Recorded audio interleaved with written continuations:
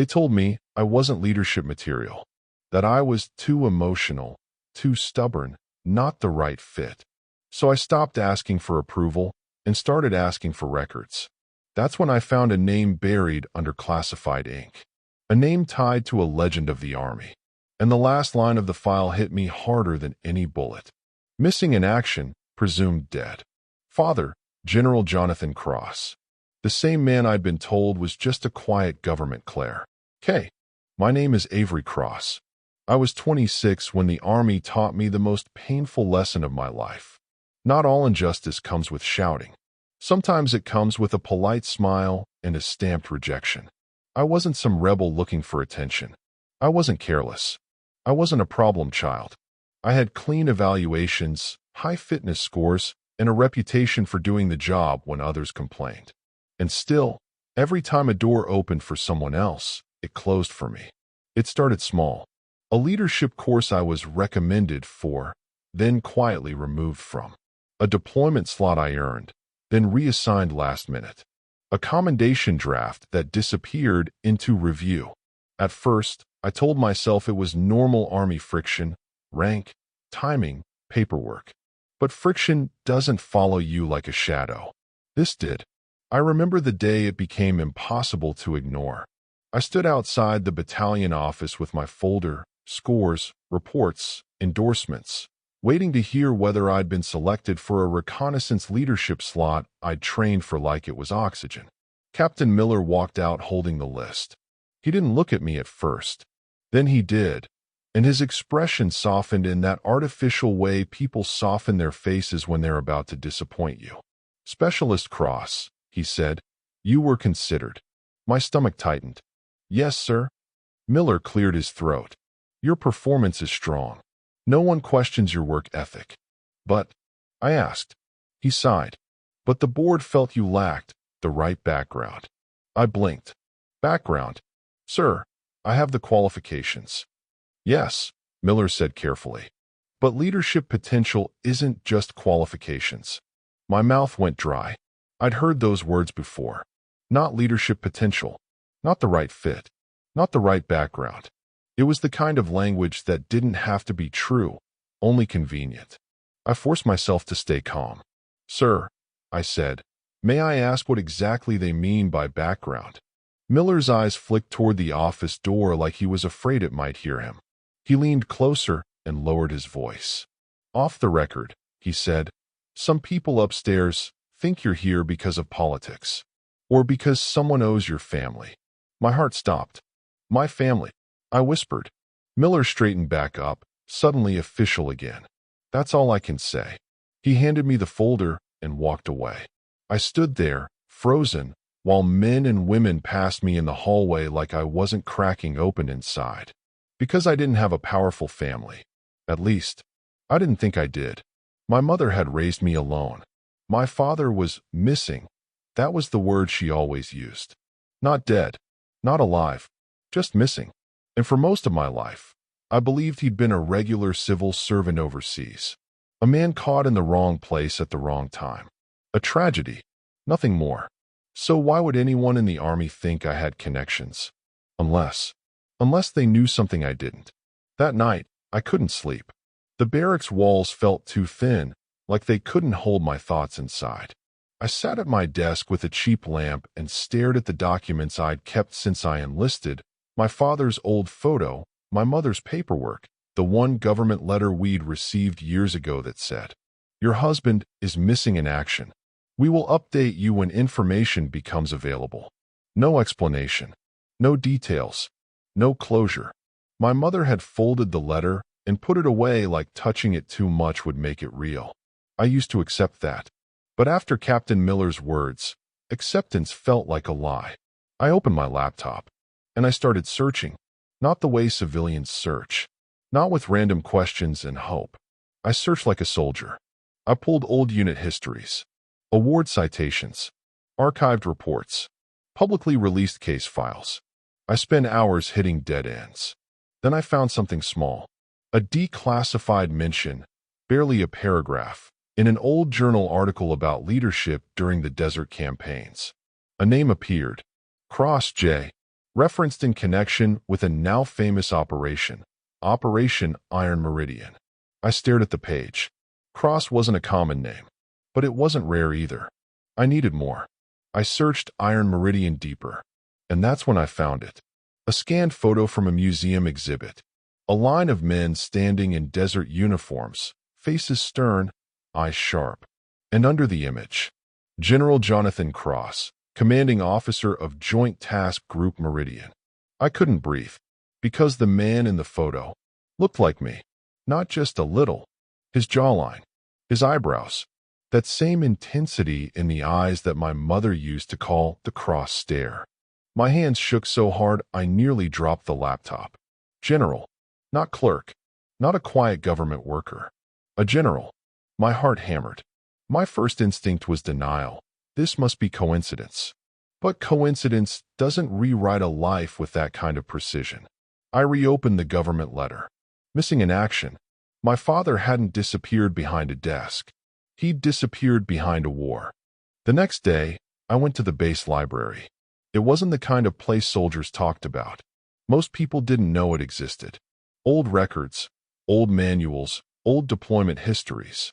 The smell of paper and dust and forgotten names. I asked the librarian, a civilian contractor, for help. He looked at my request and raised an eyebrow. General Cross, he said. That's not common. I'm doing research, I said carefully. The librarian studied me like he was trying to see the reason behind my words. Then he nodded, slow. I can show you what's public, he said. That's it. He led me into a back section and pulled out a binder. Inside were operations summaries, redacted lines, black ink, missing pages. But even through the redactions, a story bled through. Jonathan Cross wasn't just respected. He was legendary. The kind of leader whose men followed him into impossible terrain because they believed he would bring them home. The kind of commander who refused unnecessary sacrifice, who fought for his troops in rooms where generals argued like politicians. And the kind of man who made enemies, not on the battlefield, inside the system. I read one excerpt, partly redacted, describing Cross confronting senior leadership after a disastrous intelligence failure. He had demanded accountability. He had refused to play nice. The excerpt ended with a line that made my stomach knot. Cross's continued resistance to political directives has created friction at the highest levels. Friction. That word again. The librarian watched me silently. You okay? He asked. I realized my eyes were wet. I didn't know, I whispered. He nodded gently. Most people don't. I closed the binder slowly. And I finally understood what was happening to me. It wasn't about my performance. It was about a name that still had enemies. Enemies who couldn't punish my father anymore. So they were punishing his daughter. When I returned to my unit, the atmosphere felt different. Like people were measuring me now. Like my questions had created ripples. Sergeant Dalton called me into his office. He didn't sit. He stood by the window with his arms folded, looking like a man trying not to say something dangerous. Avery, he said quietly, you've been making inquiries. My spine stiffened. Yes, Sergeant. Dalton's eyes tightened. You need to stop. I blinked. Stop what? He exhaled sharply. Stop digging, he said. Some holes don't contain answers. They contain graves. My pulse rose. Are you telling me I'm in danger? I asked. Dalton's jaw clenched. I'm telling you, he said, this base is full of people who smile while they sharpen knives. I held his gaze.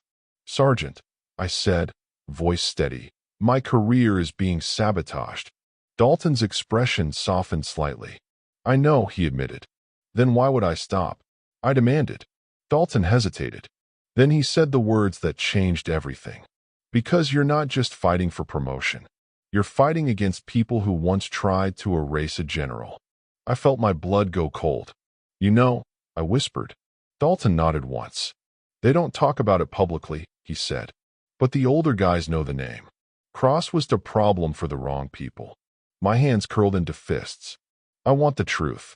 Dalton leaned closer, voice low. Then you better be ready to bleed for it. 2 days later, the first real enemy showed himself. Not with bullets. With paperwork. I was pulled from field training. My access to advanced courses was reviewed. My performance evaluations were suddenly delayed. Then I received an official counseling statement. Conduct inconsistent with unit cohesion. I stared at it like it was written in another language. Unit cohesion? For asking why my slot disappeared? For doing my job too well? I walked straight to Captain Miller. He looked uncomfortable when he saw the paper. "This isn't mine," he said quickly. "Then whose is it?" I demanded. Miller lowered his voice. "You didn't hear it from me," he said. "But Major Hargrove has taken personal interest in your file." Major Hargrove. The name hit me like a bell, because I'd seen it in the binder. A redacted line about Cross's friction had included one unredacted signature. Hargrove. Not Major then. Higher. Now he was back in my orbit, and he wanted me quiet. Miller leaned closer. "Cross," he whispered. "You're stepping into something bigger than your career." I nodded, eyes hard. "I know." Miller swallowed. "And you're still going?" I held his gaze. "Yes." Because now it wasn't just about promotion. It was about a man I never got to know. A father who might have been taken from us for doing the right thing. And I wasn't going to let the same people take my life too. They didn't punish me openly. That would have been too obvious. Instead, they did something far more elegant and far more dangerous. They assigned me to Operation Silent Trace. On paper, it was routine. A reconnaissance sweep in a semi-contested valley. Support role only, no leadership responsibility. The kind of mission you give someone when you want to appear fair, while quietly setting them up to fail. But I read between lines for a living. The valley was a known communications dead zone. Enemy patrols moved there irregularly, unpredictably. Extraction windows were narrow, weather-dependent, and unforgiving. And the team I was assigned to? Understrength. Inexperienced. Disposable. Sergeant Dalton caught me outside the briefing room. "They're testing you," he said quietly. "No," I replied. "They're hoping I don't come back." Dalton didn't argue. "You don't have to prove anything," he said. I looked at the mission packet in my hands. "I already do," I said. The insertion went wrong before we even hit the ground. A dust storm rolled in early, killing visibility and scrambling our timeline. Our bird dropped us 2 kilometers short of the planned LZ and pulled out fast. We moved on foot. The valley felt wrong from the start, too quiet, like it was holding its breath. I took point, not because I was ordered to, because someone had to. Halfway through the ravine, the first shot cracked the air. Not aimed to kill. A warning. Enemy scouts. I dropped, signaling the others down. My radio hissed uselessly, no signal. I didn't hesitate. I flanked left, crawling through rock and thorn while my team froze behind cover. When the second enemy raised his rifle, I took him down clean, one controlled shot, no hesitation. The firefight escalated fast. We were outnumbered, and one of ours went down, Private Ellis, hit in the leg, screaming. I didn't wait for permission. I moved, dragged him behind cover, applied pressure, returned fire. I didn't think about my name. I didn't think about my father. I thought about keeping my people alive. We fought our way out inch by inch until the storm thinned and air support finally found us. When the dust settled, no one was dead. Not one. Back at base, the after-action report told a different story. It said the mission succeeded because of unexpected adaptability. It didn't mention my name once. 2 nights later, I couldn't sleep. Again, I returned to the base library, not as a soldier this time, but as a hunter. I requested restricted personnel lineage files under a research pretext. The librarian hesitated, but I knew the language, the forms, the quiet persistence. Eventually, a terminal unlocked. I typed my father's name. Cross, Jonathan. What came up wasn't a death report. It was a containment record. Status, classified/frozen. Cause, internal dispute, strategic noncompliance. I felt sick. My father hadn't vanished in enemy territory. He'd been removed, buried by bureaucracy. Then I saw the authorization chain. 3 names. 2 retired. 1 active. Major General Hargrove. My hands trembled, not with fear, but with clarity. This wasn't coincidence. This was inheritance. Hargrove requested a meeting the next morning. Not summoned. Requested. His office smelled like polished wood and quiet power. He smiled when I entered. "Avery Cross," he said warmly. "I've been meaning to meet you." I didn't return the smile. "You've been watching my career," I said. He chuckled softly. "That's a strong word. You blocked my advancement." "Blocked?" he echoed. "No. I protected the army from distraction." I stepped closer. "You destroyed my father." The smile faded, just a little. "Your father," he said calmly, "was brilliant, brave, and dangerously naive." My jaw tightened. He believed soldiers mattered more than optics. Hargrove leaned forward. "And that," he said, "is why he couldn't be allowed to continue." The room felt smaller. "You erased him," I said. Hargrove sighed, almost bored. "History is written by those who remain," he said. "You should be careful you don't follow his path." I straightened. "I already have." They expected me to break, to lash out, to make a mistake. Instead, I did what my father had done. I documented everything. Every delayed evaluation, every altered report, every inconsistent mission assignment. And then I did something they didn't expect. I excelled anyway. I passed courses they couldn't justify denying. I outperformed peers in live exercises. I earned the loyalty of my unit, not through rank, but through trust. And quietly, I built allies. Officers who remembered Jonathan Cross. Analysts who hated what politics had done to the truth. Commanders tired of watching talent buried for convenience. The system resisted. But systems crack when pressure is applied from the inside. The inquiry didn't come from me. It came from above Hargrove. A classified audit, triggered by anomalies, supported by evidence I had waited patiently to release. They reopened my father's file. And when they did, they found everything. The suppression, the coercion, the false narrative. Jonathan Cross wasn't missing. He'd been forced into permanent disappearance, cut off from command, reassigned, silenced. He died years later under a different name. Alone, but not forgotten. Hargrove retired for health reasons. No ceremony, no explanation, but everyone knew. A month later, I stood in front of a promotion board again. This time, no one mentioned my background. They mentioned leadership, integrity, courage. When the results came back, my name was at the top. I didn't smile. I simply nodded. I visited my father's grave the week after my promotion. No rank on the stone, just his name. I knelt and placed my insignia beside it. "They tried to erase you," I whispered. They didn't. The wind moved through the trees like a quiet salute. Injustice thrives in silence. But silence breaks when someone refuses to inherit it. I didn't win because of my father.